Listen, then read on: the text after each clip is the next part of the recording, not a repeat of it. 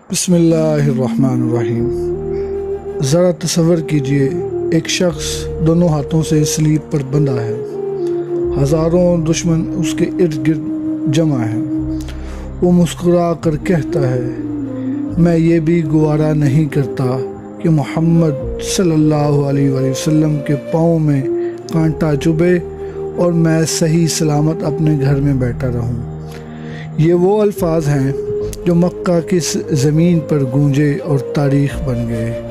یہ تھے حضرت خبیب بن عدی رضی اللہ تعالیٰ عنہ۔ غزوہ بدر 17 رمضان 2 ہجری۔ غزوہ بدر میں قریش کے بڑے بڑے سردار مارے گئے، جیسے عقبہ بن ابی معیط، امیہ بن خلف، ابو جہل۔ اب ان کے رشتہ دار انتقام کی آگ میں جل رہے تھے۔ اس وقت قریش کے چند سرداروں نے مدینے آ کر ایک چال چلی۔ ظاہراً اسلام قبول کرنے کا بہانہ کیا، اصل مقصد سازش اور انتقام تھا۔ عمرو بن طفیل اور عقبہ بن حارث جیسے افراد نے مدینہ آ کر کہا، ہم اسلام کے بارے میں جاننا چاہتے ہیں، ہمیں دعوت دین دیے جائے۔ رسول پاک صلی اللہ علیہ وسلم نے ان پر بھروسہ کرتے ہوئے چند صحابہ کو ان کے ساتھ بھیجا۔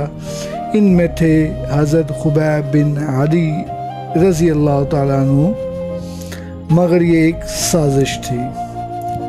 فدق کے قریب ان پر حملہ کیا گیا اور حضرت خبیب کو گرفتار کر کے 100 دینار کے عوض مکہ کے مشرکین کے حوالے کیا گیا۔ حضرت خبیب بنو حارث بن عامر کے گھر قید کر لیے گئے۔ انہی کے باپ کو حضرت خبیب نے بدر میں قتل کیا تھا۔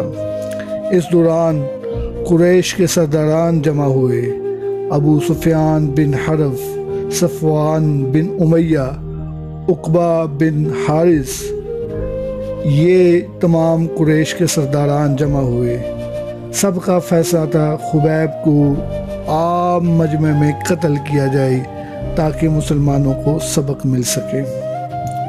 قتل سے پہلے قریش کے سرداران نے پوچھا، کیا تم چاہتے ہو کہ محمد صلی اللہ علیہ وسلم تمہاری جگہ ہوں اور تم آزاد ہو جاؤ؟